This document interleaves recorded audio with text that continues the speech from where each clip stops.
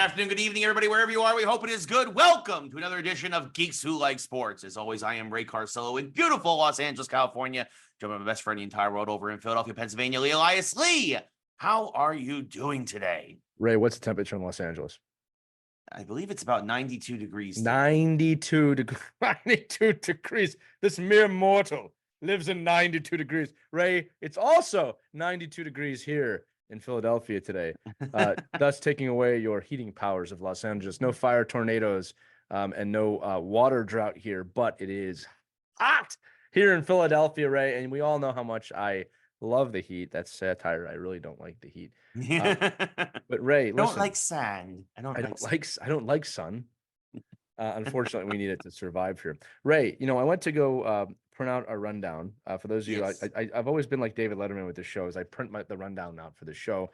Normally, I won't do that. I'll have a digital version. But hey, I'm a nostalgist with this show. And I printed it out, and it came out on this insanely, you can kind of hear it, heavy paper stock because we were doing some work here. Mm-hmm. And I said, wow, this is a Constitution-esque rundown today. It's on such strong paper. And Staples is going to be our non-sponsor today because at Staples you can get this paper. And Ray, the non-sponsorship for those of you listening, especially you at Staples who should probably hear this, is an ode to the little daily things that we do that we don't acknowledge a lot, right? Staples got this paper. It's thick cardstock. There's other shops where sell this paper, but Staples provides all of the needs for the office. I'm going to sit in an office. Staples is our non-sponsor today. And not only that, Ray, not only can you get paper at Staples, you can get filing things, calendars, you can get office supplies, you can get computers, tablets, keyboards. When I was a kid, you could get stereos, you could get VHS tapes. Not anymore, though, Staples. Those are gone. Cassettes, right? It's a store that has survived an exodus of a lot of stores of its types. It's made the deal, and it has one of the greatest logos in history. Staples. Yes. It's something else. It's something else. Yes, and go shop at Staples. So maybe they'll go buy the rights back to the crypto.com arena and call it the Staples Center again. It was a way better name. It was a way better name down in downtown LA than the crypto.com. Let's be honest. That arena is probably begging Staples. Like, listen, we'll give you a 10-year discount. Please come back to being Staples Center. I think people still call it Staples Center to the delight of Staples because or the stadium formerly known as Staples Center.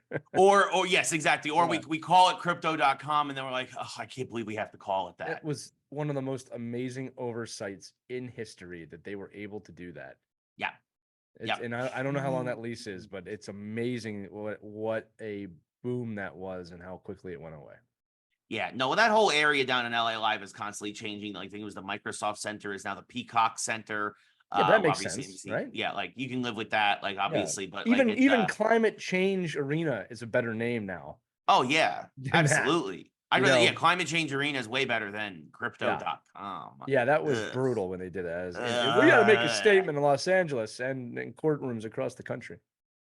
I guess. Anyway, but Staples, the non-sponsor of the day, Staples. Yes, it's something else. Yes, but of course the Lakers play at the arena formerly known as the Staples Center, and also the Clippers. Neither one of them were the NBA finals, excuse me, because we as we accurately predicted, both those teams were going to collapse. But the Dallas Mavericks were in the NBA finals, but not for very long. The Boston Celtics absolutely demolished them. Yes. We predicted a sweep, but they took 5 games, which I guess good for Boston that they win one game 5 in Boston. Dallas held home court, didn't want them celebrating on their home court, came out on fire. Boston came out a little flat in game 4, and then the exact opposite. Boston just, literally just demolished them, just an absolute drubbing. Jason Tatum was the MVP. This was one of the most lopsided NBA finals I've ever seen in my life, I think. Lee, congratulations, I guess, to the Boston Celtics, who now have sole possession of the most championships in NBA history with number 18. And now Boston fans will find something else to cry about because that's what they do. But anyway, Lee, what are your thoughts on the NBA finals? We got a big show for you today, folks. By the way, we got a lot of stuff. We're just getting started. We got a whole lot of stuff. We went to the non-sponsor. We got games. We got TV. We got all the sports. Start with basketball. Lee. NBA Finals. What are your thoughts? Yeah, look, congratulations to the Boston Celtics. You have to do that. They are one of the greatest franchises in sports history. No matter what anybody thinks about Boston or any of the other teams, they rank up there amongst the Yankees and the Montreal Canadiens, as do the Lakers, to be fair to them. But there's something that I don't understand that's happening today, Ray, and I don't know if this is purposely being done for clicks, or if it's like a legitimate thing, but I'm seeing so many posts about the drought in Boston of championships, that they haven't won anything since 2019 or 2020. And I'm like, cry me up in river. Yeah. I bleeped myself there for those of you listening. I don't want to hear about any drought for any team that has been 5 years. New York fans are starting to understand what a drought feels like. I should say younger New York fans, right? This is ridiculous. Why would you even talk about a drought ending now? This is not, well, it's a drought for us. It's a drought for us that it's been 5 years. Shut up and enjoy your championship. It's not been 5 years. It has been close. It has been closer to 15. The last time the Celtics won was 2000. Ray, the drought they're talking about is in Boston sports. Just Boston sports, not the Celtics. Yeah, I haven't seen anything about a Celtics drought. It's Boston sports hasn't won since the Patriots in 2019. I'm like, you've got to be kidding me with this. Oh, yeah. Right? No, then I apologize if I wasn't clear on this. No, I'm very tired today, folks. I'm going on 3 hours sleep because Nintendo had a 7 a.m. press conference. You got to be kidding me with that. All right, I'm going to say it again.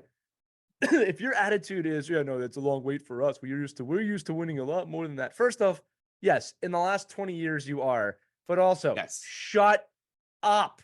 Well, and that's the thing. Man, I wish I came from a city that has won that many championships, because I would just say what New Yorkers used to say, which was, we're the best, we're number one, talk to me when you win a championship. I wouldn't, as a New Yorker would never say, hey, yo, it's been 5 years, man, we got to win sometime. That would never happen in New York. This is just the most thing. Now, again, I don't know who's putting these stories out there. I don't know if that's Boston media. I hope the people of Boston are happy today that the Celtics have won yet another NBA championship. We all know they don't matter if you're not playing the Lakers, though. So it doesn't matter. Okay.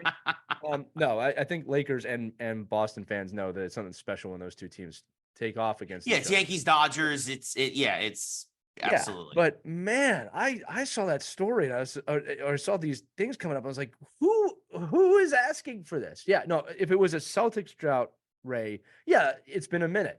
It's been 16 years, right? I haven't seen one thing about the Celtics. It said that this is now the second longest they've gone. That's it. The second longest drought since 2001. And I'm like, first off, I don't want to hear about any droughts that are only a portion of my lifetime. Not even my whole lifetime. It's a portion of my lifetime. Second of all, go screw yourself. Get, as they say in England, I don't want to hear about your pain, Boston. Okay? You don't get to complain for a long time. When you get to 20 years, you can start to complain. New York fans are starting to complain. I don't care. I don't give them any sympathy, but I'm also at the same time a little empathetic. Like, I get it. Yeah. No, and that's the thing is that, the last championship for New York was the Giants in 2011. So we're at 13 years now. That's a while. I'll give you that. It's a while. Yeah. Once you hit a decade, then you can kind of say, okay, maybe we're starting to get to drought territory here. Well, we haven't won anything across the four major sports. It depends. There's levels to a drought. It's, how many championships have you lost during that drought? How many competitive teams have you had during that drought? I will say a drought. Well, let's pose this question to the audience and to you, Ray. Is a drought worse when you're good but losing, or is it worse when you just suck? Is it like a Cleveland Browns type of thing where it's just like there's no point every year? Or is that, which is not true all the time? Right. Or is it that? Because now I grew up in an extreme drought of, I think, 26, 27 years with Philadelphia. And we had, I think, during that time, 2 teams make it to the finals. I'm sorry. If you want to look at it from 1983 when the drought started to 2008 when it ended, the Flyers were in 3 Stanley Cup Finals. The Phillies were in, I believe, 1 World Series prior to winning it. The Eagles were in 1 Super Bowl, and the Sixers were in 1 final. So I would say that that's not uber competitive across the board, right? That's just here and there you had a good team. Yeah. Whereas New York, was pretty good teams every year. Yeah, well, I think it's worse, when you're irrelevant, right? Like for a lot of the agree with years. that. I think that like there was that 7-year stretch where the Rangers didn't even make the playoffs. Right, I remember To that. me, that was worse than losing in the Eastern Conference Final every year. Yeah, Right. yeah, I would agree Like, with that. And you had great players on the team at that time too, which is amazing. Sure, and that's the thing. And for whatever reason, they just always could never get crack that top 8, and it was just like, what is happening? And it's just like, and it was. So I think that was a more painful period. I mean, and even when the Yankees don't make the playoffs, I think it's worse, right? Like it was worse last year when the Yankees. The Yankees are in a special stratosphere in sport where, them not making the playoffs doesn't seem normal, and right. It's so easy with the Yankees as and this is so true too, right? Last year's like, hey, fluke year, that's not going to happen twice. Right. You can't say that about a lot of teams. No. Right? Especially in baseball. You could say that about the Yankees. You could say that about the Dodgers now. Yeah. You could say about the Braves every year for sure.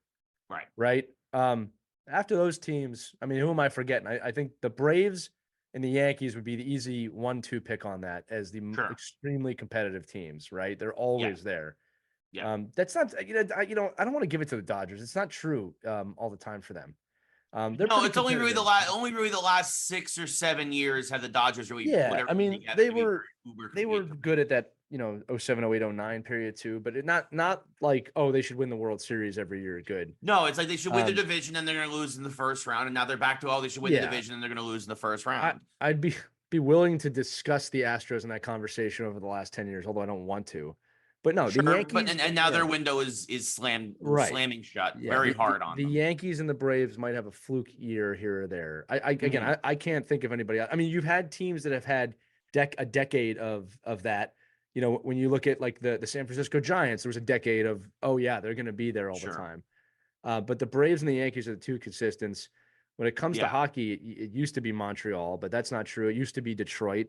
And Chicago. I think probably the Boston Bruins is the only team I can think of that has that right now. And then in Tampa, Tampa probably right now. Yeah, Tampa for about 15 years has been there, right? I think Boston has been there for a long time though. I don't. Sure. Boston only had a few seasons where they weren't very good. In football, that has changed completely now. It was the Patriots. Now you don't have one that's like that. You just don't know, which is great about football. No, I mean, you might be getting to the point where the Niners and Eagles are at that point. Like, again, they should be the favorites to fight in the NFC Championship, I think. Again, that maybe Detroit is and then Detroit's your third possibility, right? Yeah, but I'm those saying are the 3 top teams in the NFC right now. But I'm talking about like the Yankee effect. Like the Patriots are the only team I remember in my lifetime that had that Yankee effect of if they didn't make the playoffs, like something was very wrong. I think that's probably Kansas City now. Now it is 100%. Yeah, they're definitely in the conversation right now. I think they still have to do it for a few more years. And then when you flip over to basketball, which is the easiest sport to do this, Celtics, Lakers every year. Right. Like they should be there every year. I mean, you could throw a few more teams in there. Like I said, but people, Golden State, well, they're not doing it right now. No, that Golden State's window is coming close. Their decade of dominance is done. Yeah. And like with the Lakers, it's like this year, right? It's like not the best season. Well, the last time they had a season like this, they won the championship the next year. Yeah. So it's just, you never know. Anyway, I didn't want to go that deep into it. I'm just saying, what the hell? Like, I have no sympathy for someone saying they waited 5 years. It's like, and it was all satire, but it's like when the Vegas Golden Knights fans like, we've waited 7 years. Like that was funny. Right. We waited our whole lives. Yeah. No, for sure. It's again proving that Boston fans are the most obnoxious. They can be annoying. Yeah. So that was a near sweep. I believe as the script goes, Ray, tonight at 8 p.m. Eastern Standard Time, the Oilers will travel to Florida to take on the Panthers in Game 5. And I predicted there to be a sweep in this series. I was very close. Yeah. I do believe right now that the script will follow basketball. I think the Panthers are going to crush the Oilers tonight. Yes, I agree. Oilers had an amazing Game 4. Amazing. It was. It was clear. They came out. They said, "Look, we may lose this series, but we're not going to lose it on home ice, and we're not going to get swept." They added some what's it called into this series? Respect into this series. Yes, putting up an 8 spot in the Stanley Cup Final. Wow, yes, it was amazing. It was an amazing explosion of offense. Nothing went right for the Panthers in that game. They didn't even look like the Panthers. I will make this prediction that the Panthers will win the Stanley Cup tonight at home. I will also make the prediction that should they allow the Oilers to walk over them like that again, this will go 7 games. And I can't tell I you. agree. If this goes back to Edmonton, it's also going to come back to 4. But like I said, we've talked about this. I believe I said this in a clip. If that top line, McDavid and Draisaitl, and Hyman, if they get going, you have no chance of beating that team. Yeah. And they got going. I mean, there were some records broken in this game, right? Connor McDavid now has more points than any other player, I think, since Evgeny Malkin in his MVP postseason when he was the MVP of the playoffs. Also, I believe he has passed Gretzky. I'm going to say that again. I believe he has passed Gretzky for most assists or something like that in a postseason now. Wow. Right? So pretty amazing stuff. But he did that in one game because he had no points prior to this game in this series. Right. So that proves the point. If you shut that line down, which I think is what everybody's going to do tonight. Yes. They can't do it. Bobrovsky's been a god in net. He wasn't last game. Unfortunately, his save percentage has been destroyed. Right. But Panthers tonight, Panthers in 5. I had the guts to make a sweep prediction. I had the guts, Ray. Not many people have the guts. No, it's true. I don't want to hear about anybody complaining about my prediction. If you didn't make a prediction, shut up. I don't want to hear about the dog that hits the balls down the stairs into the trash cans. Yeah. Hey, that's not a real prediction. That can be edited.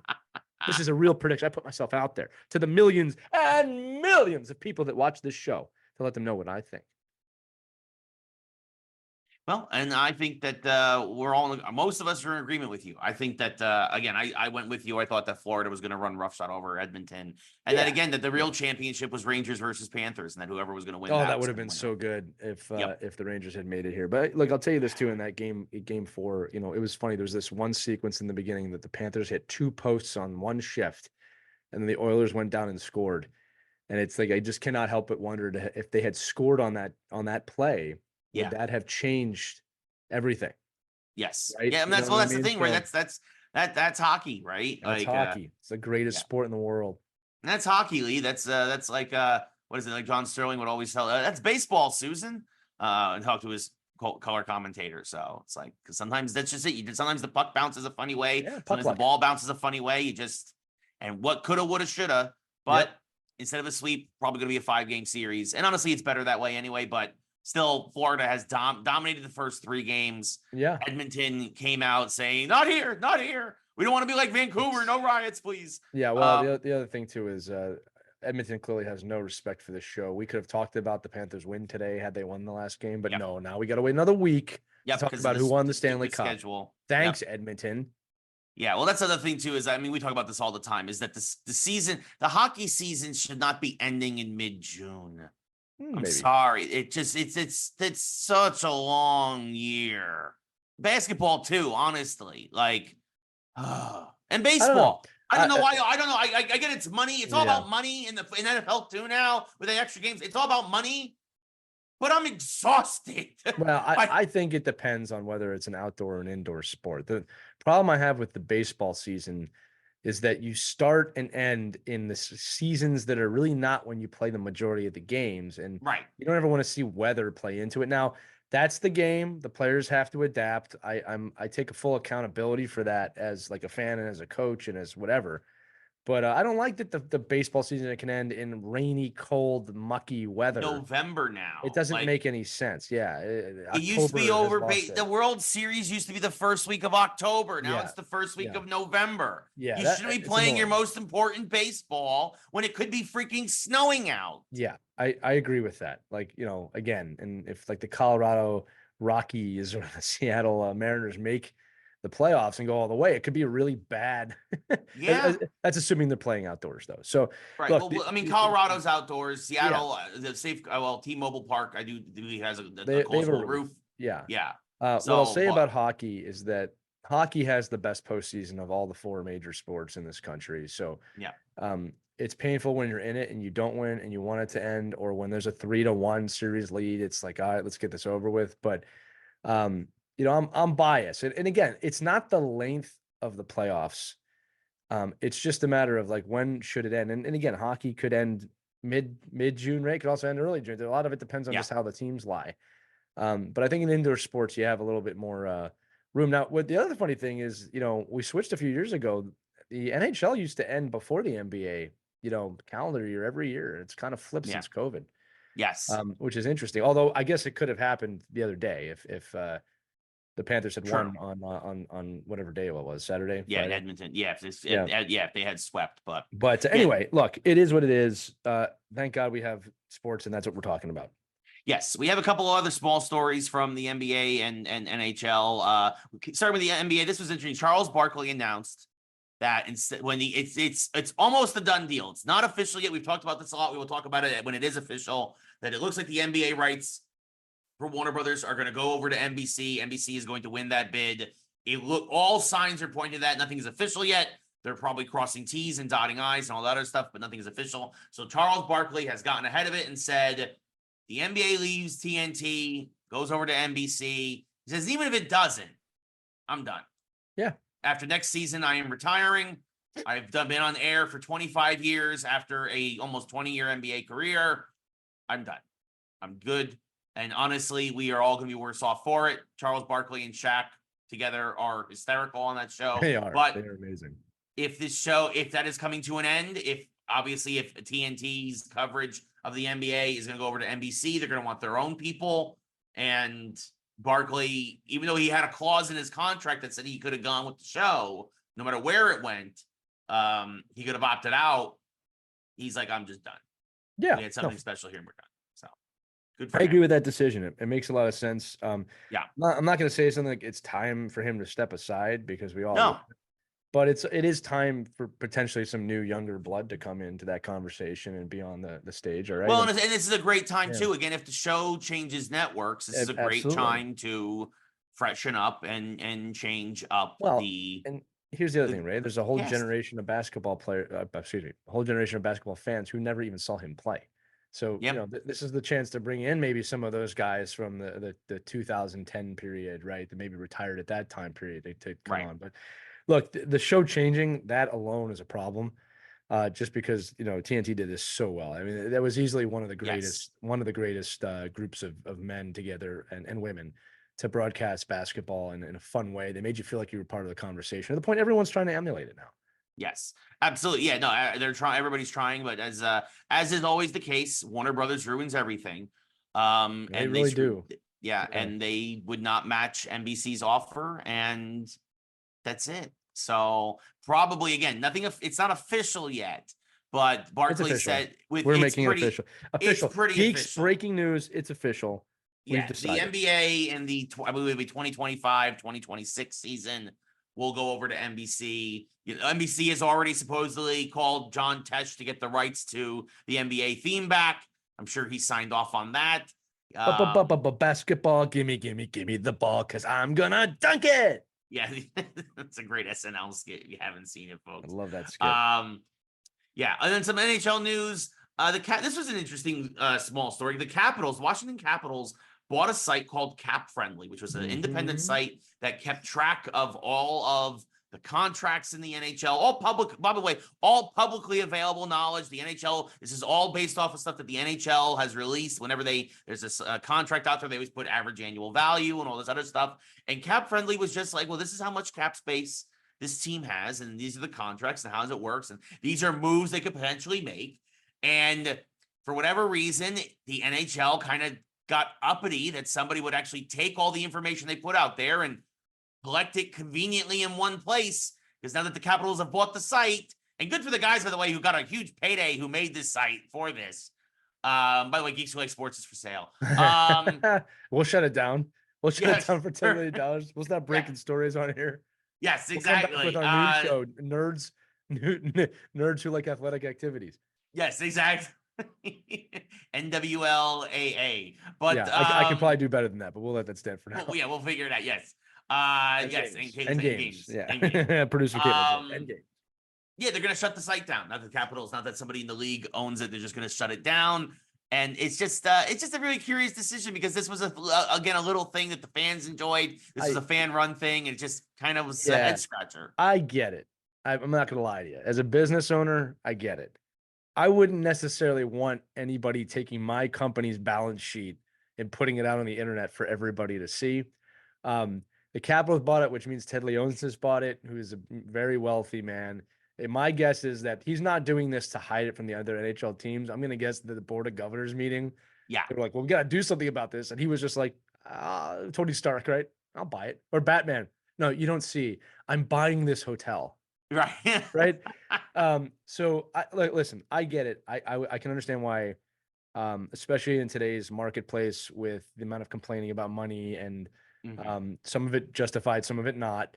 I wouldn't necessarily want my financials out there, Ray, to be honest with you. Sure. Not to mention, and this is the other real reason, the players see that. Right. Right. And I have a feeling that they don't want agents looking at this. They don't want players looking at this. And you can say that's unfair to the players, but being a GM is a game, right, in itself. And you want every advantage. And you don't need an agent to say, well, hey, look, Toronto has this. They could give us a call and we can do this, or they can match this. And keeping in mind, too, like if a team like the Utah Hockey Club comes out with their new jerseys, which we should talk about today, too.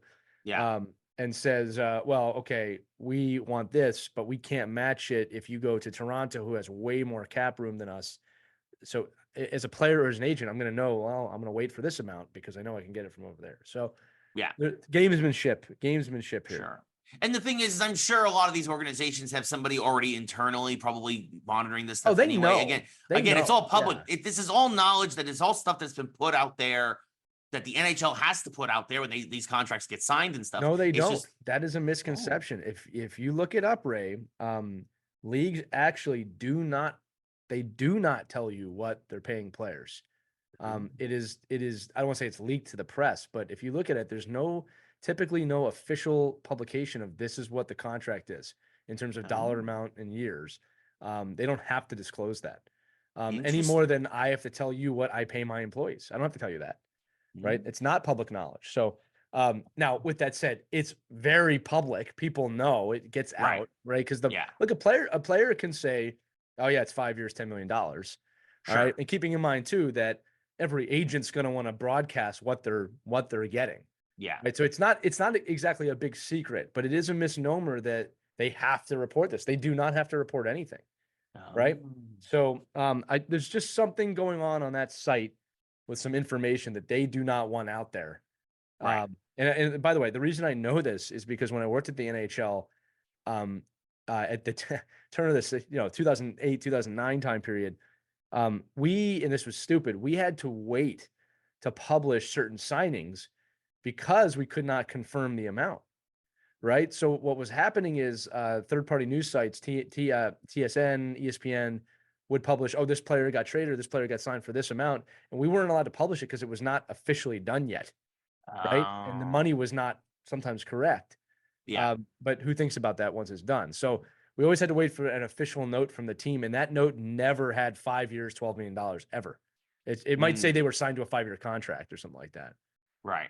But that's an interesting take because I don't think a lot of people know that. You don't have to publicly disclose your finances in that way, unless you're ordered by a court of law. And anybody who follows politics knows that now. Yes. So, well, there you go. So, and yeah, speaking of basketball, give me the ball because I'm gonna dunk it. Sorry, no, we're staying with hockey. Actually, you mentioned the Utah Hockey Club showed off. You almost said Jazz. I saw it. You were gonna say Jazz, but you held back. You're a good broadcaster. Yeah, the Utah Hockey Club. Their sky blue, black and white jerseys. We can't wait for them to get an actual logo and mascot. Yeah. There's a lot of complaining going on. People, shut up. It's not like we didn't just watch this happen in football with the Washington football team, right? Right. It takes a long time to get branding correct. This is a brand that's going to last hopefully 50 plus years. Right? You don't rush that. And people go, they have the Yeti. They could have been the Yeti next season. Yeah, they probably could have, but it would have been rushed. You were going to want a logo. Utah Hockey Club is a great name for the first season. It's also a great branding opportunity. Now Utah has a team. All right. The color scheme, a little boring, a little bit boring to me. But doesn't really matter. It's not the final team name, most likely. Right. And it's good enough. The jerseys don't match the beauty of the Golden Knights and the Seattle Kraken. But they've given themselves the time now to figure that out. They bought themselves a year. Yes. Or more if they really want it, although it should be a year. It shouldn't be more than a year. Yeah. I also think too, people like the Yeti is a great name. They should probably go with that name, but I don't know if I anybody hear has the that Yeti and the incorporated. Blizzard are the two front runners right now. They should not be the Blizzard just because of the Avalanche. That would be a stupid thing to do. The Yeti is a little bit of a better name, in my opinion, even though Yeti's kind of living that Avalanche. But anyway, the point is this: legally, it takes a long time to figure out a name, and make sure that you have all the LLCs down and everything. So, Utah Hockey Club, who will be probably pretty bad next season, probably have a little bit of a. They might get off to a hot start or something. Yeah, I could see that. But at the end of the day, they'll come back on the earth. This was a bad Arizona team that is now in Utah. Yeah, it's a mediocre. I'll say mediocre. Not bad. There's got some good talent on that team. Okay, sure, but they're not good enough to do anything. Well, and then they'll be, and they might get a shot in the arm too, playing in front of fans who are very passionate. Something. I imagine a honeymoon situation is going to happen there. But look, let's just say this, Ray. A lot of it depends on what they do in the offseason. That's also true. Because that's going to be a new destination for players now that's not Arizona, which could attract a lot of people, right? So we'll see what happens with the Utah Hockey Club with their University of Maine color scheme. Yes. And one other team that, and speaking of the importance of logos and branding and and bringing stuff back, the Anaheim Mighty Ducks. Nope. Just the Ducks. They're the Ducks, but they brought back the Mighty logo. They did bring back the Mighty Ducks logo, and they teased it the other day. It looks like Wild Wing is coming back to the jerseys. Yes. Which is a good move. But Ray, I have a gripe. What's your gripe? I have a gripe. What is your gripe? There is only room for one team in this league to wear orange, and it ain't the Anaheim Ducks. That's right. They did not go back to the old color scheme. No. And I understand you've had orange in your jerseys, Anaheim. I've had orange in mine since 1967. Yep. How dare you encroach the Philadelphia Flyers orange screen? We went to burnt orange 1 year later. Well, we're going to go to the bright orange. You're not even owned by Mickey Mouse anymore. I don't want to hear it. You bastards. There's only room for one orange. I can't wait for you to come to Philadelphia so we can smack that duck right in the face this year, Anaheim. Yeah. By the way, really love the new jerseys. Great stuff. The orange really works. Yes, it does. I was going to say, also, doesn't Edmonton also wear orange? Isn't that one of their primary colors? Maybe. It's right there. No, well, it's primarily blue. Okay, listen, I'll say this. I've never had a problem with, like, the orange accent. Okay? Sure. Sure. The Edmonton jerseys are blue with some orange accents. They're not orange and black. They're not primarily orange, okay? But yes, they do have some orange in there. They did do one jersey that was orange, like a third jersey. Didn't last too long. No, that's true. You know why? Because there's only one team in the NHL that should have orange as their jersey. The orange and black. And for those of you saying they're irrelevant, they're a stupid team, mark this prediction. The Flyers are getting better, and they are coming, and they will be in the Stanley Cup Final within the next 5 years. Boom. That I could see. 5 years, I could see that. Yes. Yeah. That's fair. And by the way, I've seen the Phillies win. I've seen the Eagles win. They were great moments. Ray was there for one of them. Yep. You saw me shortly after one of them. Yep. If the Flyers ever win the Stanley Cup, I am not quite sure how I will react, because I know I reacted when those other two teams won. And it was one of them. I think I ran through a door, if I'm not mistaken. The Flyers winning, I might turn into some ooze on the floor. I might literally. Yeah, I will come back east if the Flyers are in the final again, just because I'd have to see what would happen if they were. Yeah. I don't know. I don't know if I'd be fetal position crying like a little kid. I don't know if I'd just be jumping up and down screaming a little bit of that both. would be a TikTok. Yeah, there are a lot of cameras now. There were no cameras back in 2008 when my buddy came in with a bottle of champagne and poured it all over me. Yeah. And there were no cameras when I ran through that door in that Vegas hotel, and then you guys had to tackle me on the couch. I was so upset. Well, we had the cameras. It's just that we were celebrating with you, and so none of us were like, awesome. That was awesome. That was pretty amazing. When the Phillies won in 2008, it was more shock. Like, it was just like, oh my God, we did it. Like, that was. Yeah. But when the Eagles especially because it was delayed, because the one game got like partially rained out. Like, speaking of weather, that was exciting. We finally did it. Like, it was the drought's over. When the Eagles won, that was more of a, a lion had killed a patriot, and we were rolling. Yeah, I mean, that was like when when the Giants won. Yeah, I lost my first voice. Time. You guys had to tackle me on the couch. Two people had to tackle me.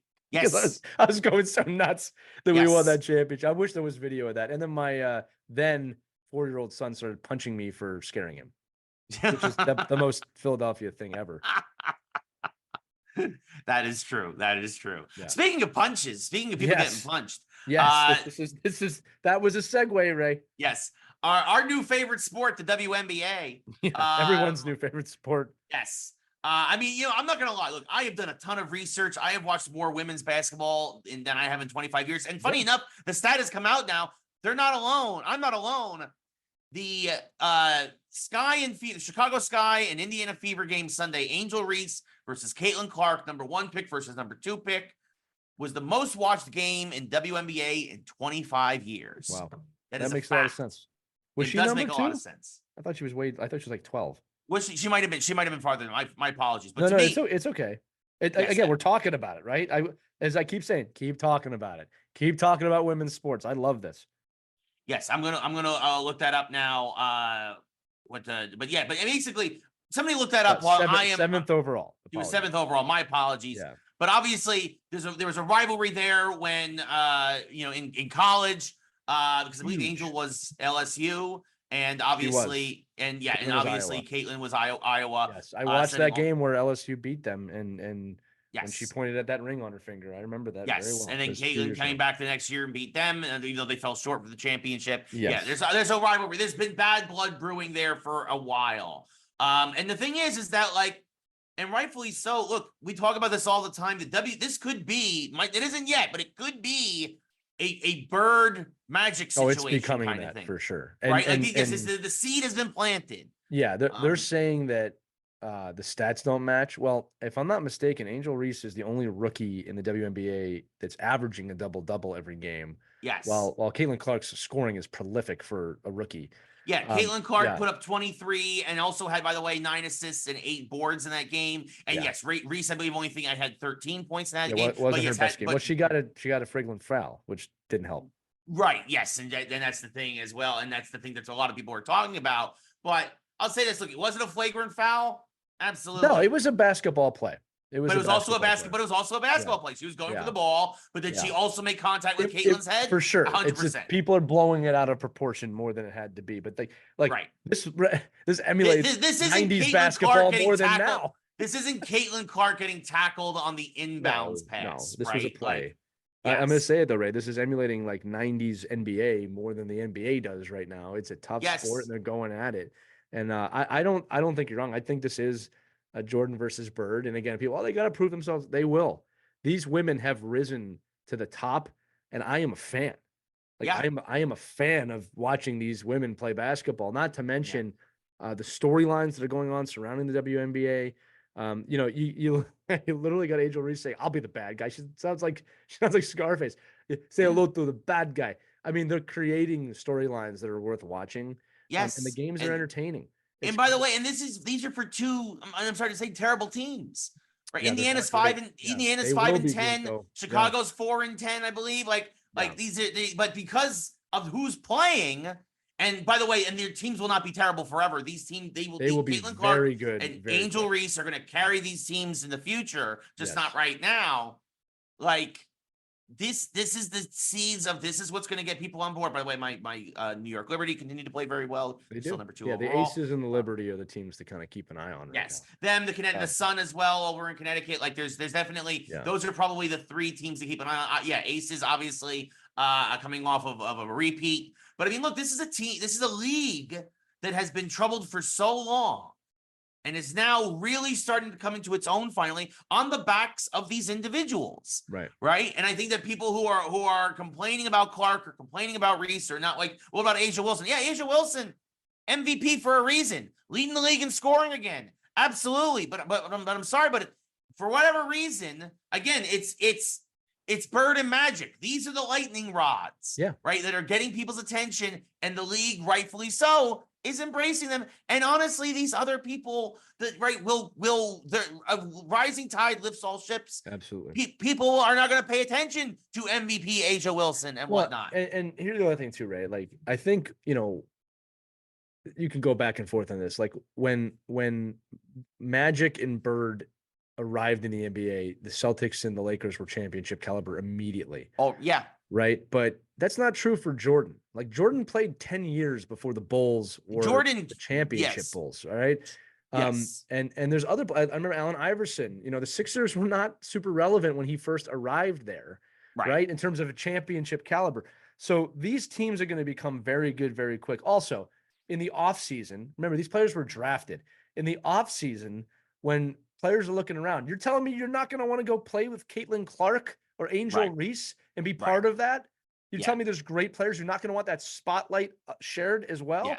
They're going to be able to get some good players to these teams pretty quickly. Chicago and Indiana are destinations now. Yeah. I don't think Clark or Reese are going to be moving anytime soon to different teams. I think these are their teams, right? And they're playing their roles, and I think it's great. And again, I think that the dream team stuff is even a better storyline that's growing. But listen, Caitlin Clark, specifically Caitlin Clark right now, man, she's paying her dues, and she's doing it with a lot of class. And I think actually Angel Reese is as well.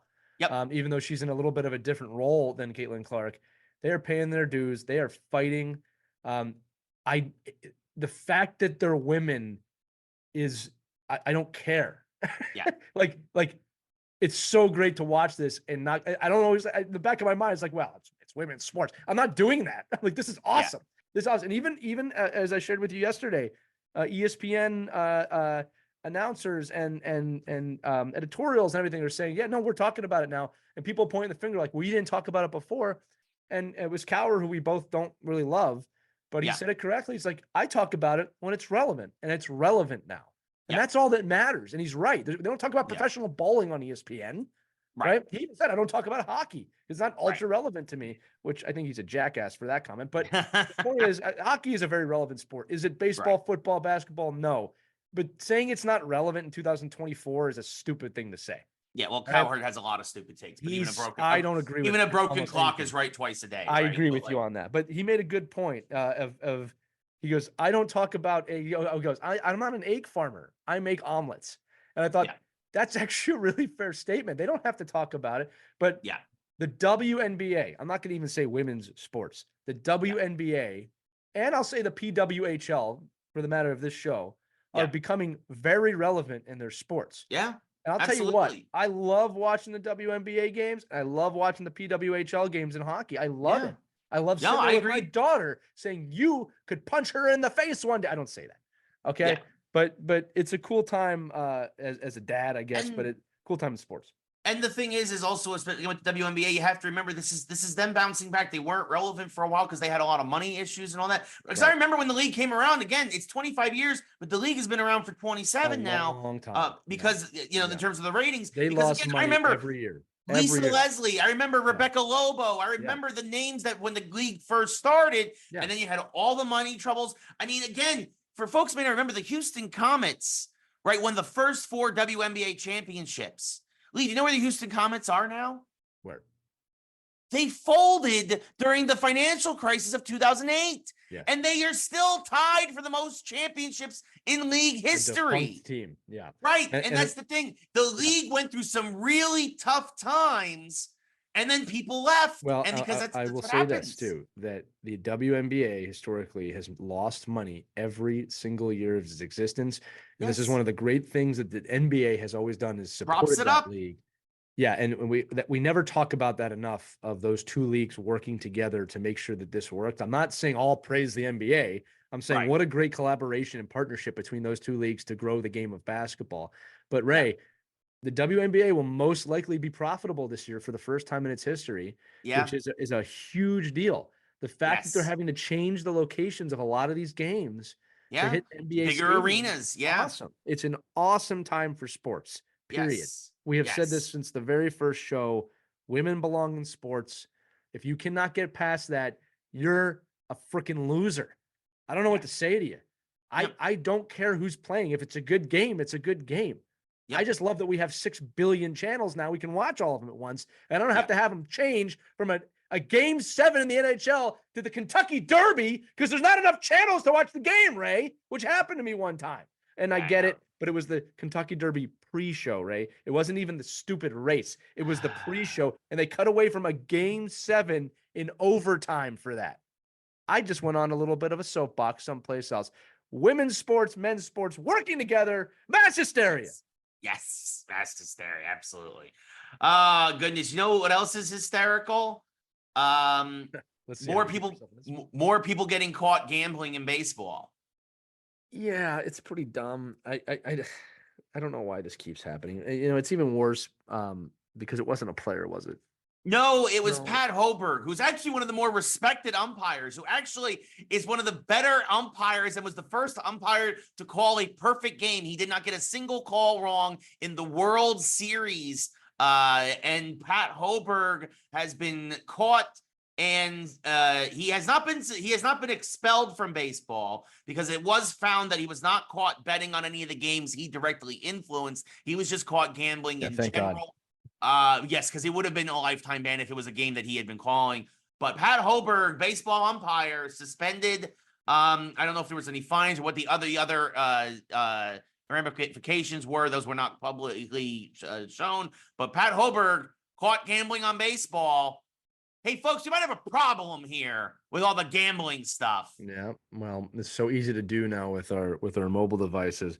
I think what these leagues should do, and I don't think they've taken a strong enough stance of this, is kind of say, look, we're paying you guys a tremendous, stupendous amount of money to do your jobs. Just don't do it ever. Because if you do, it's going to be a lifetime ban, period. Yeah, I wish if they just enforce that, which I thought they had done with Pete Rose, you know, don't even put these things on your phone. Don't make a dummy account. Just don't do it. Find another way to spend your money, you morons. Man, they dodged a bullet with Ohtani, man. I'll tell you. I don't know if that story was real or not in terms of if it's in translator, but can you imagine if the greatest athlete in that sport was kicked out because of this? Yep. Would have been amazing. Yep. The new faces of the league, and it's a good chance. It's a good chance it was actually his interpreter, but it's and that's the thing though. But now there's always going to be that question. There's always going to be that cloud. Put an asterisk on it. And then I'll go that far, but there's definitely going to be people are going to question it the rest of it, or at least it's going to be a joke. He's going to be the butt of the joke for forever now. This is what I'm willing to offer, Ray. For all you professional athletes that want to bet, give Ray and I your money. Yes. Okay. And we will do the betting for you. All right. And we'll put the winnings into our bank accounts. And anytime you need any extra money, just call us. Yes. It's a good deal. I like this idea. And we'll do. You'll get the same thrill of not knowing if two schmucks with your money can do something with it. Exactly. Yeah. Exactly. It's a win-win. Go on, take money and run. Yes. One other baseball story. This was interesting. This is in The Athletic. They polled, I think it was about 100 players. And there's a few different things that they asked about, which were some are very obvious. Have statistics helped you have helped your career? Absolutely. Advanced stats have things of that nature. What are some of the worst organizations in baseball? The Oakland Athletics, obviously the top of the list. But this was an interesting one. Should Major League Baseball shut down for the month of July, for the 3 weeks or whatever, for the Olympics will be here because baseball is coming back to the Olympics in 2028. Should Major League Baseball shut down in July of 2028 and have the players play in the Olympics? And it was almost a 50-50 split, right? Whether they should or not. Lee, what are your thoughts? Should baseball consider taking a break in July of 28 for the Olympics and letting the players go play baseball there? If they can find a way to market at the MLB through that experience, they probably should. It's only going to grow the game globally. Yep. They've obviously made a lot of plans over the last few years to expand the game globally. Yep. So it could be really good for the game. The problem is the athletes and as owners, you don't ever want to see your athletes get hurt in an international competition. Yep. I'm going to guess that the World Baseball Classic would not take place that year. Right. Well, yeah, it's always I think it's an odd year. I think. Yeah, it's in lieu of, right? They're not going to do that. All right. But yeah, look, I think the magic of pro athletes in the Olympics is always been a really cool thing. I mean, I think about the dream teams. I think about the NHL players in the Olympics. And I'm not gonna lie to you, when they did amateurs again after that, it wasn't great to watch. It wasn't fun to watch because it's not the best in the world. Yeah. And while I know that the Olympics are all about amateur athletes, in my opinion, and I grew up in this time period, and so did you, Ray, it really shouldn't be the amateur athletes. It should be the best athletes. Yeah, absolutely. So, yes, I would like to see the best athletes compete in the Olympics in baseball and have a true world champion. Yeah. which, people, oh, America would win that easy. That is not true. No, America would very rarely win the Yeah. gold. Not they would win some, but like they're in the Cuba, a lot of conversation. Cuba times, Yeah. the Dominicans, there's a lot of amazing ball players. Yeah. I mean, look, Japan is Japan, not of bad, course, is always right? at the top. Yeah. Like and there's other teams too that could be in that conversation. So and then look, there's always it's baseball, right? There's always a chance that a country could pop out of nowhere. Canada, Italy. I mean, someone could show up. Yeah, Italy did that in the World Baseball Classic a couple years ago. Yeah. Like you never, it's not a guarantee that America is the world champion, folks. Outside injury, like a player being injured during that time, I don't like to say, like, I think it takes something away if a country wins and another country didn't have their best athletes, because then it's always going to be, well, if they had this guy, that would have changed everything, right? But I think this is MLB's chance to say we are going to shut down because we support baseball as a global game. It is not the most popular sport in the world. I mean, not even close. No. So it's just like I don't even think it's top 5 in the world. It might not be top 10, right? I mean, the top 10 sports are not what people think. Right. All right. Number 1 is typically like cricket. So number one is soccer / football. Number 2, football. Cricket is I think number 2, and then I think you have basketball and hockey. I think are 3, 4 in terms of the world. I'm gonna look it up. Top 10 global sports. Ray, I need you to fill the airtime. Again, I think soccer and then cricket are 1, 2. By the way, congratulations to the U.S. men's cricket team who upset Pakistan and all that, and continuing to a bunch of part-timers and really upsetting people. By the way, I learned about cricket. I've been learning how to play cricket. Boy, is that a screwed up sport. It's really messed up. You could be winning without winning. That is a weird sport. I visited I visited a cricket stadium in Melbourne when I went down to Australia, one of the biggest cricket stadiums in the world. It is massive. It is a beautiful stadium. But is that a weird sport. This is really hard to find a source here that I trust. Yeah, but well, and this is from 2010. Like, this is tough. This is tough to find. I mean, I think it also depends on how are you ranking. Is it by television? Is it by spectators? Well, there's a whole bunch of things. But I think soccer and I think cricket, and I think then you go to like basketball and hockey. I'm just gonna use this one because it's I don't want to. The site name is Best Diplomats. Let's not use that. Let's not. Yeah, I think we'll just chalk this up as something that will a TBD, and we'll look more into the future. Yeah, I would agree with that. But I think that at Major League Baseball, I think I agree as well. But I also think they should also shorten the regular season, and I think they should just, because that's the thing, is that if they pause the season for 3 weeks, I don't want to see baseball played around Christmas. Right. Like that's my only thing. Like, okay. All right, I got one here based on fans. I think that's a fair. All right. Number 1, football, soccer, as we said. 2 is cricket. 3, this is globally, is basketball. 4 is field hockey. 5 is tennis. 6 is volleyball. 7 is table tennis. And this is spectators. Wow. And then number 8 is baseball. Number 9, American football, rugby. And then number 10 is golf. And just to give you guys the disparity, and this is massive, all right? Baseball, it says, has about 500 million fans a year. Right. Soccer has 3.5 billion. That is an amazing number. And again, that is a whole billion above cricket. Yeah. So Caitlin also just gave us this source, worldatlas.com. That has its, again, soccer, then cricket, then puts hockey 3, tennis 4, volleyball 5. What type of hockey though? Did it specify? That's the problem. I think it's insinuating ice hockey. I bet you it's not. Yeah, that's one of those things. It's like, I bet. Oh no, you're right. It is field hockey. Yeah, it is field hockey. I bet you it's not. Yeah, hockey, then tennis, then volleyball, table tennis, basketball 7. Yeah, look, baseball ice 8. hockey is hindered by it. It's a winter sport, and you have to have ice, right? So it cannot be played everywhere.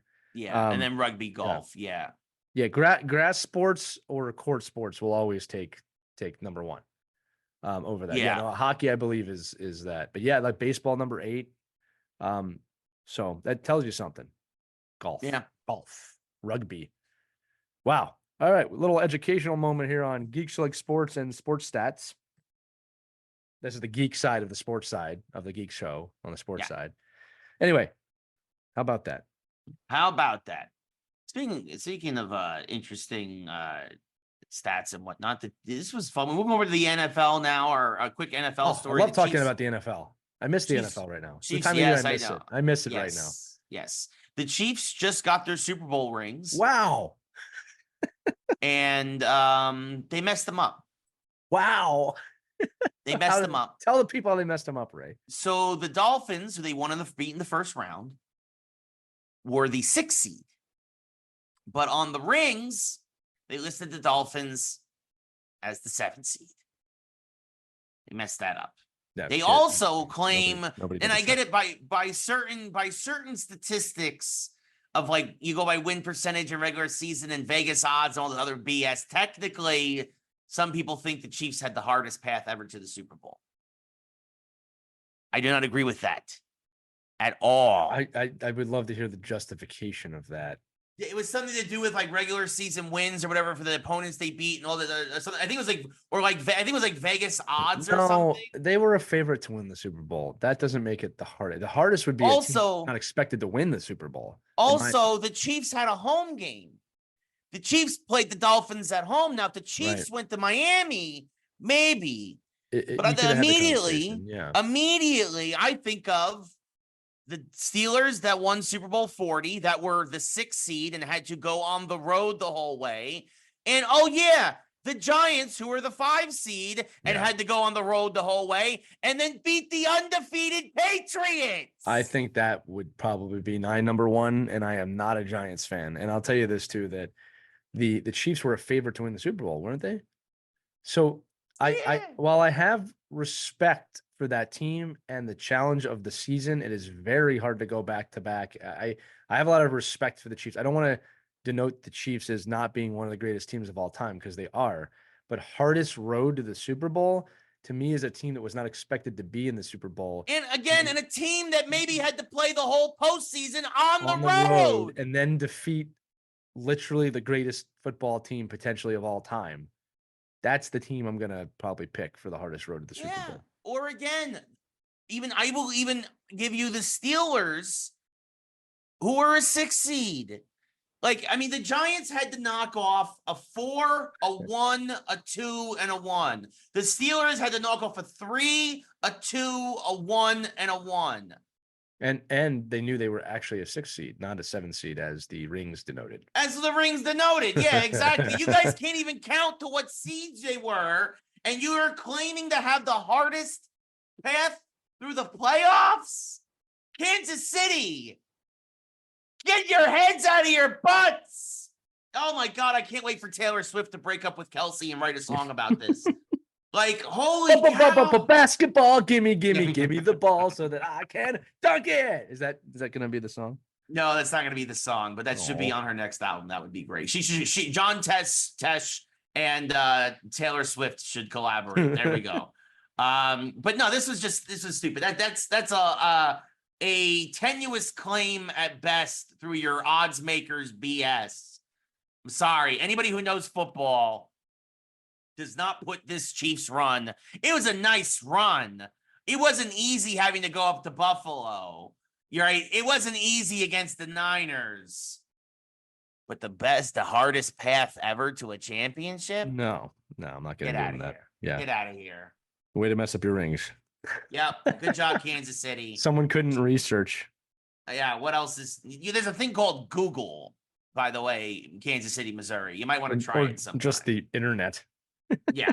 Like, unbelievable. Yeah, but here's a fun story. Speaking still in football, but not the NFL, we're going over to the UFL as the Birmingham Stallions win the first ever unified football league championship, 25-0 over the San Antonio Brahmas. Yep. Absolutely demolished them. Tom Brady made his debut as broadcaster for this and got booed by all the fans in attendance who saw him because everybody hates Tom Brady.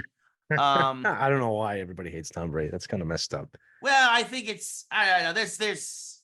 I don't get it, Ray. I don't get it. It's greatness. I don't understand why people hate greatness unless they're feeling Yeah, I think it's the way he left. I think it's the way he left New England. I think it's the way he left Giselle. I think it's the way, like, there's a few things there.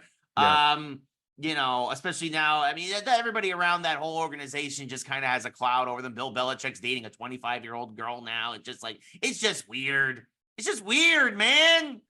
Greatness comes at a cost, Ray, and that cost is apparently everybody hates you for being great. Yeah, that's part of it, I suppose. I mean, I guess as the Yankees dynasty always knew, right? Like, so you know what's funny about these things, Ray, is that people are so brave in groups. They're so brave on the internet. But if Tom Brady walked on set right now to either one of us, we wouldn't be like, oh my God, I hate you. It'd be like, oh my God, Mr. Brady, sir, it's so nice to meet you. What can I do for you? Yes. No, I'd be like, oh, how's it feel losing to the Eagles and Giants? That is not what you would do. I would absolutely. That is not at all what 100%. I would do that. I would absolutely. Ladies and gentlemen, I'm pleased to bring to you Tom. I'm just kidding. He's not there in Los Angeles at all. I'd be like, how's it feel to always lose to the New York Giants? I know you, and there's no way that's what you would do. You would shake the man's hand. I would shake his hand, and then I would bust his balls about the New York Giants. I'm sure you would at some point, unless he had a little job in his hand, and then you'd be like, "Hey, I love the Patriots." Well, yeah, well then yes, well then well there we go. That's a different story. Did you know you're my favorite quarterback of all time? Did you know that? I mean, money talks and BS walks, so that is true. But you know, speaking of the Giants, and this is actually a fun story. coming out of the UFL championship, now that their season has ended. There are a lot of teams that are starting to sign people out of the UFL, and this is what this league is all about. And this is a great. This is exactly why they exist. A chance to highlight a lot of these guys and a chance to get them to that next level. Because the UFL is doing all right, but it's not NFL money. And the Giants signed running back Jacob Sailors today, which is a big deal, obviously, to help our running back room after Saquon Barkley went down. The Cowboys needing help signed linebacker Willie Harvey Jr. The Patriots signed offensive tackle / guard Liam Fornadell. The Lions signed kicker Jake Bates, and that is just several of the almost dozen signings that come out of the UFL today. That is it's great to see. It's great to see that these guys, and I hope that Jacob Sailors can really run the rock because we need a running back now. Devin Singletary is going to be the guy, but we could definitely use a spell back. Yeah, and this is just great to see. I think it's a great story. I think it's obviously it's also a chance for the UFL to be like, hey, you didn't get drafted? Come play with us. Show the NFL what you can do on our football fields. I think this is a win-win all around for everybody. Like, this was the whole point of the league. And like, again, maybe some people don't know this, but the reason that Dwayne Johnson and his former wife, Danny, created this league was to give guys the opportunity that he didn't get, which was to kind of be the last man left off the roster. So he created this league to really be the minor leagues for football, which ever since NFL Europe has disappeared, does not really exist outside NCAA football. Right. And too many careers have ended at their senior year of NCAA football that could have probably made the NFL. There's just not enough teams. So this is a really great opportunity for a lot of these players. And what's cool, Ray, is these players getting signed creates room for more players, or NFL players to drop down to this level, right? Which is no shame in that, right? No. So it is a true minor league football sequence here, and it's not horrible football. Let's just be honest about it. You can watch it, right? Now it might be tough to watch it if you not a fan of the Brahmas, all right? But well, yeah, I mean, I'd love it if there was a New York franchise, right? Me too. I'd love it if there was another team in Philadelphia. Yeah. Like the greatest AFL team of all time, the Philadelphia Soul, but there's not, and there might be one day though.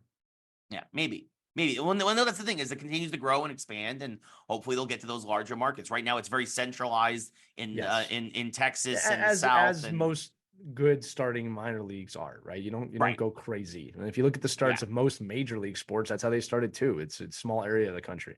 Yes, absolutely. So good on the UFL, good on those guys for getting those contracts, and congrats to the Birmingham Stallions for winning 25-0, a dominant. That is a dominant, boring game.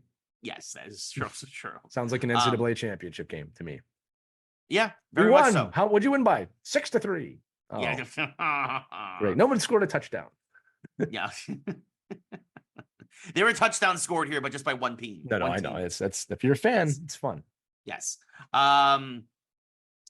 speaking of things that are fun, we mentioned last week. Speaking of things that are fun, yeah, we talked about our boy Joey Chestnut. We had the whole thing with the hot dogs, and we got them from Five Guys, and by the way, I might make that a normal segment. Let us know. I was thinking we should do a DoorDash segment where at some point in the show I order something and we see if it shows up on time. I think that would be really fun. DoorDash can sponsor us because DoorDash, something else. It's something else. Joey Chestnut. This is probably a big way how he's making. Obviously, one of the biggest rivalries for Joey Chestnut was a guy named Kobayashi years ago. And Kobayashi, who out of Japan, would always he used to win these things, didn't he? He would win. He would win until Joey Chestnut came on, and then Joey dominated. Joey dominated that rivalry. Well, with Joey, I guess not taking part in Nathan's this year. Again, because we talked about that last week. Go back to last week's episode if you haven't listened yet. Joey Chestnut and Kobayashi have signed a deal to compete one more time in a hot dog eating contest on Netflix. Dun-dun. Dun-dun. Yes. Netflix, of course, now trying to as best as can to get lots of live sports. Obviously, they're going to have the Tyson and Jake Paul fight. Brilliant. And then they're going to have this. And obviously, they're going to have wrestling in January. Brilliant. Really? Yeah. I might watch this. Why wouldn't you watch it? And even if you miss it, just watch the replay. Netflix is making the play for live. We've talked about this for years. Yes. Years. That something like this was going to happen. This is a great way to test your live capability. Why would you not do it? Yeah, 100%. Dun-dun. So, but I think Joey Chestnut's going to win again. So, I might get some nerves here, man. They're not Nathan's hot dogs. They could be Hebrew National. You never know. You never know. You never know. I hope they are Hebrew National. They're probably going to be Myers. That would be my guess. Probably. Yeah. We'll see what happens. Yeah. But yeah, so Chestnut versus Kobayashi on Netflix. That should be fun. That kind of leads us into our geek section as we transition out of sports.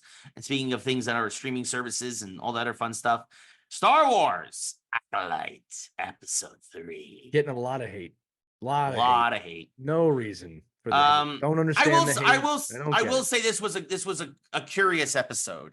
Here's here's the hate that they're getting is unjustified because everybody's freaking out. It doesn't make any sense to me. Everybody's freaking out. They're space lesbians. What's happening? Ah! I didn't even hear that one. That's pretty funny now. They can't just come up with this. This has existed in Star Wars for like 15 years now. This is not new. Yes. No, exactly. If anything, I said Shmi should be part of the sisters Skywalker. Now. Shmi, that would be a hell of a twist, Ray. And that's how she makes Anakin, and that's why she's the Skywalkers are susceptible to the dark side. The canon is set that Palpatine did that, but yes, it would be funny. Yeah, right. Like maybe that's how Palpatine finds her. I don't know because we still don't know who's behind the mask. My thing about this episode, what was curious was the whole episode is a flashback. Yeah, and it was a good one. It was a good show. It was good. But I was expecting that we would have gotten seeds of this episode throughout the remaining episodes. Right. Whereas we got it all at once. Here it is, info dump, origin story. It really makes May and Osha very black and white in terms of their characters, which a lot of Star Wars is light side, dark side, right, and all that stuff. But I thought they were going to try to go for more gray with the twins. And instead, they just basically showed May is just batshit insane. Here's the deal. Yeah. I'm wondering this, and again, this is just people have such horrible, unrealistic expectations. My guess, Ray, and I could be very wrong, and we'll be able to look back at the end of the series. And I said you should never judge a series until it's done, unless you really can't watch it, right? Like WandaVision was becoming hard to watch. Yes. All right. Yes. This is not hard to watch, but I have every reason to believe that this show is going to be broken up into like a trilogy format, which is what X-Men did so well. If you think about it, right? That was really like a three-prong kind of season. 100%. So that's what I think is going to happen. There's a reason they told us that story in episode 3 because it rounded out episodes 1 and 2 perfectly. Yes, it gives us some background now on everybody who died and all that. Right. And yeah. Right.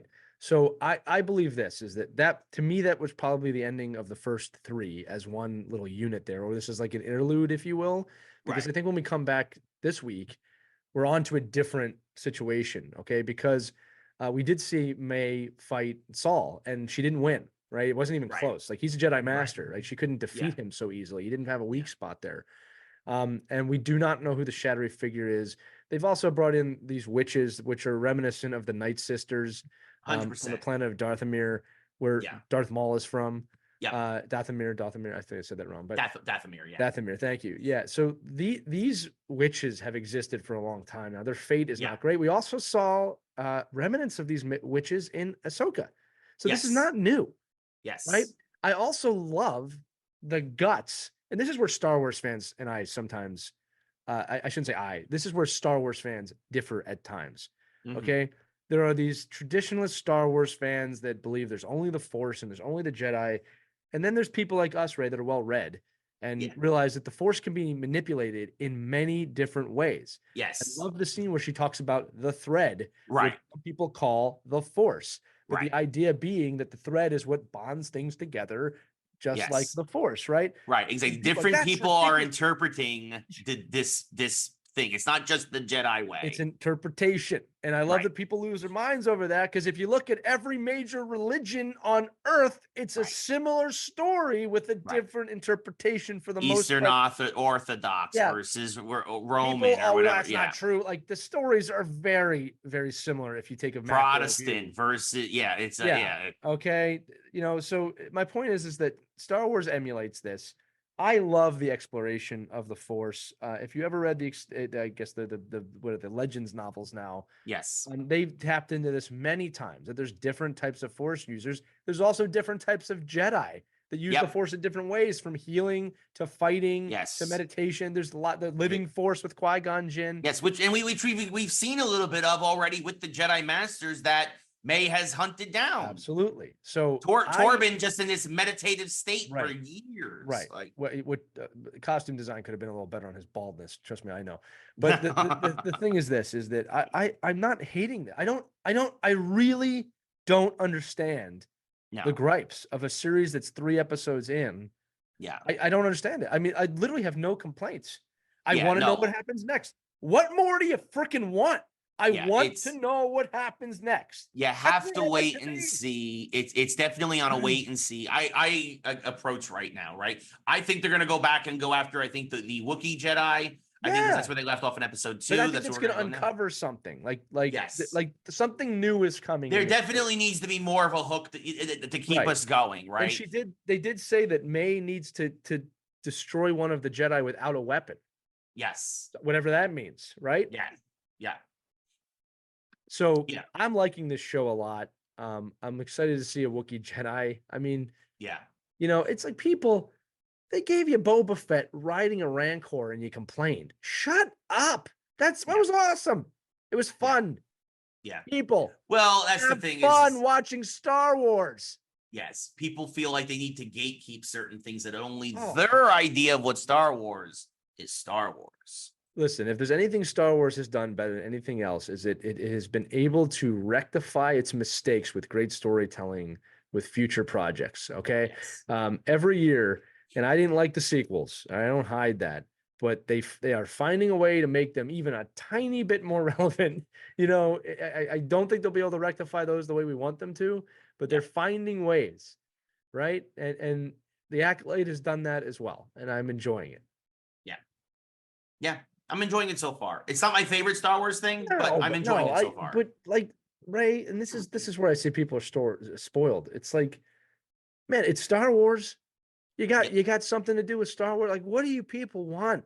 Like, this is so great. Like, with another Star Wars, they're expanding the universe. I do think they'll never be able to get away from that Skywalker time period. Right. Okay, but they're trying, and it's not horrible. Yeah. It's like, Ray, listen to me.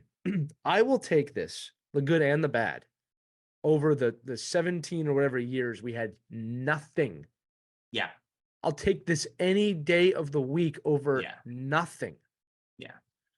Well, and that's the thing. Check out the reel I made, by the way, on the Geeks Who Like Sports Instagram, but talking about the unveiling of Darth Maul's double-sided lightsaber and how shocked we all were to see that. Now it's kind of a joke because you have like 17-prong lightsabers. But back then, I'd never seen anything like that. Check that out on our Instagram channel, GWLS podcast. Yeah, no, There's no coffee in this mug. It's the wrong mug. Wait, wrong. It's your got the kid's right mug mug. now. There's your mug. There's your geese mug. There you go.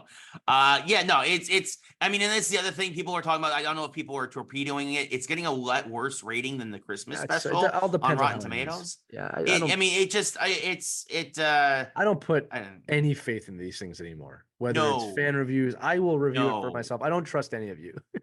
No, yeah, and that's say the thing. that. And look, and I'm not gonna lie, there's 5 episodes left. Maybe it doesn't. Maybe 5. it stinks. I mean, maybe it will stink. I don't know. We will say it if it turns horrible. I'll be the first to say, that wasn't fun. Like, look, again, I was surprised by what they did with episode 3 being a full flashback. I didn't hate it. I was just a little surprised that that's what they did because that's not what I would have done as a writer. But it is what it is. Again, we still can't judge that until we see where it's going. You might be right about sprinkling it throughout the series, but that might not make sense once we see what's coming next. That's also true. So it'll be interesting. It'll be very interesting. I also thought it was interesting how the Wookiee Jedi interacted with Osha in that series. Like there's some hints there of foreshadowing. We don't know what's going to come up yet, but absolutely. Yeah, absolutely. I mean, and look, I get it. There are some things, like I said, I think that they kind of made it a bit more black and white than I was expecting, but that could also change. This could be from Osha's point of view. Right. And in her mind, of course, she's going to see herself and the Jedi as the good guys. And May could say that's not what happened at all. And then we get a different story. Different flashback. Right. Now, from what we saw, do you think that the shadowy Sith person is one of the Night Sister witches? I don't think so. I hope not. I don't want that's the thing. I hope not. I hope that it's somebody else. But as we know from this thing, people have survived this attack that people don't know exist. Right. So I hope it's not one of the witches, but who knows? Yeah, who knows? My only thought is that the witches don't typically use lightsabers. And we know that this being has a red lightsaber. Well, and the other thing too is that there was this ceremony in the last episode in which the witch, because they're not really the Night Sisters, put something into May. We're not quite sure what that is. Yes, because she's marked, and the thing is, the Jedi recognized the mark. Right. It startled which was them. Interesting. Yes. Right. So I'm wondering if that whoever has the red lightsaber, I don't want to call him a Sith just yet, but it probably is. Right. Manipulating that. We'll find out. The fact we have more questions than answers is good. It means you want to keep watching, right? Yes. Right. Exactly. I mean, look, and like you mentioned WandaVision earlier, maybe it does fall apart by the end. Who knows? It might. We'll see. It might. I'm making no judgment on anything until I see it, other than I'm enjoying it. That's where I'm at right now after episode 3. Yeah. So, we're really good at predictions, Lee. We are. We're really good at predictions. We should be hired. I'm telling you. Yeah. And one of the other predictions that we made a while ago, specifically you, was about studios starting to reacquire movie theaters to make sure to help people get their butts in the theaters and also promote their own products in a more direct way. Imagine that.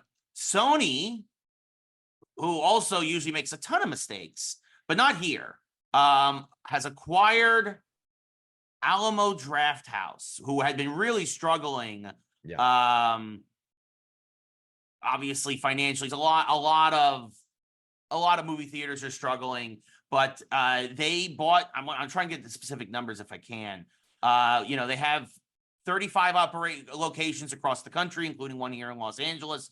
And they made it basically. They wanted to, a while ago, it was broken up that studios could not own movie theaters because they didn't want the verticals and it was a monopoly and oligarchy and all this. But now with movie theaters basically going belly up without help from the studios, COVID caused that. Right. The bans were lifted during COVID for this. And now basically you're starting to see a lot of companies looking at the theater business little by little. And this is a big chance now for Sony. I still don't think anybody's going to go watch Madam Web, but for Sony to maybe Venom 3, I don't know. We'll see. It does look good. To get their theater, to help prop up theaters that have been struggling and also promote their films in a way that's very organic to the fans and be like, hey, and make this more experiential to make it worth dropping $20 a ticket and $20 on popcorn and soda and all this other stuff. Lee, what are your thoughts on Sony buying Alamo Drafthouse in 35 locations and continuing? I mean, we've seen this with Netflix acquiring the Egyptian Theater here in LA. Like, we've seen this on a smaller scale. This is, again, it's only 35 locations, but it's starting to get bigger. And it really does seem like you hit the nail on the head.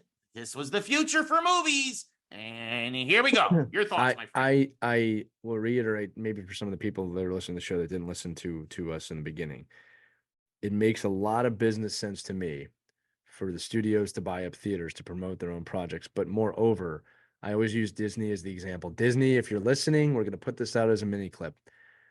Disney World, Disneyland, wonderful places. You could buy a theater chain and create micro Disney World / land experiences to go to the film for your kids. And you could probably charge more than you're charging for the film. And I'm going to say it again. I'd pay a little bit extra to have a Disney World experience for 2-3 hours on a weekend with my kids.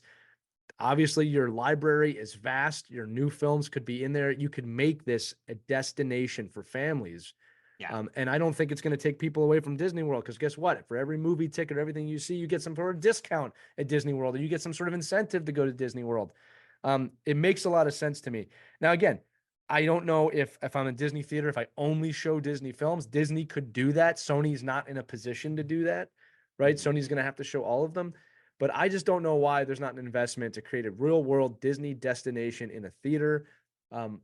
Warner Brothers won't do it, but they could do it as well. Several of these studios could buy these things and make an experience, other than spending $15 to $30 with food to sit there for 2 hours for something that may or may not be good. Yeah. Right. And you could do Disney nights, you could do Disney days, you could do retro Disney movies. You think I'm not going to pay? You wouldn't charge full price for a movie ticket, but you think I wouldn't pay to kind of go take my kids to see Aladdin or Lion King in the theater, or Mary Poppins, and go back in time if you want to have a matinee with that kind of stuff? Yeah. These places would be packed, Ray. Yeah, right. No, so I don't understand. And you could buy a subscription. The business sells itself in this regard. I don't know what's holding them back, but Disney, I would love to help you do this, and so would Ray, if you guys need some consultancy on that. But the Disney Experience Theater. Yeah. Right. I mean, it sells itself, right? I'm telling you, I would do it now. I would do it now, right? Yeah, for sure. You could do things with school systems and bring them during the day. There's so much you could do. Yeah. And again, AMC movie theaters, kills me right now, because in my childhood, that's where I went. I went to AMC. That was where I got to see all my movies. They're the largest chain still in the country. They got 600 locations. And it was run well, and it's like I can't even go in there. The service is so bad. They are understaffed. Yep. The staff that's there, I mean, God bless them, but they don't care. They don't care. I mean, I went in there one time, Ray, they didn't even have any popcorn. And it wasn't like it had just run out. They didn't make it. They just, nobody. And it takes 15 minutes to get your popcorn. I've actually been going out to Regal cinemas a lot more, because they just do things a little faster. Yeah. And I think the theater's a little bit better, at least in my area. Yeah. But you're telling me if Disney bought AMC, they couldn't do this, or even, you don't even have to buy a big theater chain. You could have something with just a location in each state. Well, and that's kind of what Alamo is, right? 35 locations across the country. Again, Regal's the number 2 distributor. Like AMC has 600 locations. I think Regal has 500, 550. Yeah, I mean, but there's a lot of chain. There's a lot of quote unquote chains that have only 25 to 50 locations across the country. Start. It's a low cost of entry, and you can try, and if it fails for some reason, you can get out pretty quick. Yeah, but I wasn't able to find a price on what Sony paid for Alamo Drafthouse, but I did find a very interesting stat. There's 4 million loyalty members with Alamo Drafthouse. Smart. Buying almost like you're buying a built-in audience. Oh my God. What a concept. Savvy. Amazing. You could also, by the way, promote other things like your video games there and all this other stuff. Like Disney makes video games. Well, they license out their video games, but Sony obviously has a lot of video games and all this Disney other stuff. Also has a large tie-in to ESPN. You could do live sporting events. Events at the movie You could do live gaming events. I don't know why these theaters have never caught up. I remember when Fathom events started. Yes. And I was like, oh, it's happening. They're going to do concerts and games. And they just didn't. They didn't follow through. Yeah. They just didn't. And it's like, I've seen a concert in a movie theater. It was fun. I enjoyed it. I was glad I went. Yeah. I don't know what's going on with the movie theater leadership. They can't figure this out. My guess is that they're sticking to their guns of this is the way it's always been done, which is a surefire way to go bankrupt. Yeah. Yeah, that's it. You're gonna go bye-bye. Yeah. You want to go Netflix, Apple, keep your eye on these companies in the next few years for Absolutely. theaters. Well, I mean, again, that's the thing. Netflix bought the Egyptian, which is obviously just the one location here in LA, right? That's their theater, right? And like it's one of those things where, and there's not a lot of singular theaters around the country anymore. No. Few of them here in LA, obviously, but like I think Quentin Tarantino bought one and redid it, right? Like, but that's what his. And he kind of curates it, which is actually a lot of fun. Actually, where I saw it's the Vistas, where I saw Ghostbusters on the big screen for the first time in my life. That's pretty cool. A few months ago. Yeah. So for the 40th, I remember seeing Ghostbusters 2 in the theater. Yeah. I saw Ghostbusters 2 and I saw Batman, but I was the original But you were one when Ghostbusters came out. I wasn't even born yet. No, I know. That's what I'm saying. I remember the second one. I was not old enough to go for the first one. Yeah. I probably would have screwed that one. Probably, but yeah, no. So yeah, this is the future. The future is now. And even that, it was something else interesting was I was reading some article. Well, not reading, but I was skimming the articles looking for that number. So people were saying that Sony might, because they acquired Funimation or Crunchyroll from AT&T a few years ago for $1 billion. That's right. You start putting anime and all that other stuff in theaters. You can do anime features and whatnot. What a concept! Just so many options. So many options. Speaking of options and speaking of games and all this other fun stuff, wrapping up our really big story. This happened this morning. It's part of the reason why I'm so tired is because I burning the candle at both ends. Went to bed very late last night after my community theater group, and then 7 a.m. Nintendo did the press conference at 7 a.m. But a huge deal. Nintendo, similar to Microsoft, continuing to laugh at Sony. Speaking of Sony, was like, hey, how about we give just people want games? People want games. Games. They start off with a new Mario and Luigi RPG, the first new Mario and Luigi RPG in 9 years, Brotherhood, dropping in November. Gave us a release date. Then a new Mario Party Jamboree, all new maps. Dropping in September, I do believe. These are big names, by the way. These are huge names. Yeah. Like, by the way, they also had their smaller stuff. They had some nice, fun indie stuff there. They showed some anime stuff, right? They got new Ace Attorney thing from Capcom, all that stuff. Then they're like, we're not done. We're not done. You like your Mario RPG? You like your Mario Party? They're good. They're fun. Legend of Zelda. Brand new Legend of Zelda. September 26th. Somehow they've been hiding this. Called Echoes of Wisdom. Nobody knew it was coming. Nobody. It's done in the same arts. And this is how Nintendo works, right? They were applauded for the art style they did for Link's Awakening, the remake for the anniversary edition in 2019. It's that same art style. It is a top-down Legend of Zelda. It is coming in 3 freaking months. I had to do the math there. Yeah. Brand new. It looks like it takes place right after Link to the Past or around that era. And you play as Zelda. Brilliant. The game starts with Link and Ganon fighting, and then Ganon being defeated, dropping his staff, and opening up a dark portal that swallows up Link, and it's up to Zelda to close the portal. It's classic Legend of Zelda. You're playing as Zelda. Finally. New mechanics. God cannot wait. Nintendo does it again. And that wasn't even their biggest surprise of the show. I'm going to get to that afterwards, but I want to talk about New Legend of Zelda. It's in the downfall timeline, it looks like. It's taking place in the same style as Link to the Past. You can create stuff. They took the puzzle building elements of being able to take stuff in the environment from Breath of the Wild. They put it into a 2D Zelda. You can take boxes. Zelda has a magic wand. She goes, I'm going to make copies of the boxes and build stairs. I'm going to take copies of water and I'm going to swim up a mountain. I'm going to take copies of trampolines and I'm going to bounce my way up that mountain. And you're playing a Zelda. Wait, Ray, are you saying that this is actually a Legend of Zelda? Yes! Finally. Yes! Finally, Zelda has come back to Zelda. I applaud Nintendo for A, hiding this so well, and B, kind of the surprise turn. Also love that Legend of Zelda is so large now that they can have multiple universes going at the same time. They have 3 universes at the very least. They have 3 universes going at once. Yeah, that's pretty awesome. It shows you how much people love the characters. I love this. First off, can we just say extremely overdue? Yeah. Okay, extremely overdue. Even Peach got her own time in video games. Yes. In Mario 2. All right. So yes. And she just had a new game come out too earlier right, this year, which was a lot of fun. So this is awesome stuff, and I'm looking forward to playing it. I cannot wait. And also to the people out there who are already, I've already seen it on the internet. Yeah, it's ridiculous. Who have said Nintendo's gone woke. Zelda's not woke.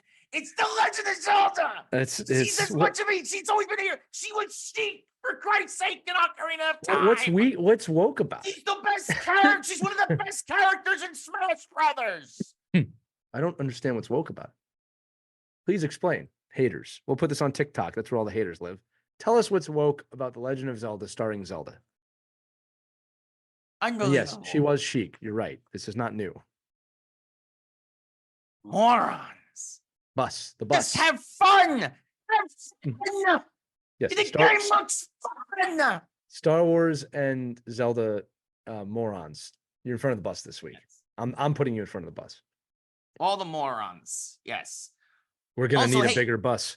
Speaking of female protagonist heroes, and then Nintendo drops the biggest bomb. Oh yes, you did tell me about this. This is exciting. Metroid Prime 4 Beyond. They teased it 7 years ago. We hadn't heard anything about it. 2025. Boom. Boom. They showed off amazing gameplay, a new villain that had 2 Metroids on his shoulders, almost like a bad guy would hold like 2 like Dobermans or something on a leash. He had 2 Metroids like on leashes are behind him as he's storming the world. And there's Samus with her Buster ready to start blasting them in the Space Pirates. Looks phenomenal. My only question is, and this is because this is how, is this going to be one of the last titles for the Switch? Or is this going to be one of the first titles for Switch 2? That's a good question. We'll find out. Yeah, we are going to find out. I do believe, look, Nintendo has admitted they have the Switch 2.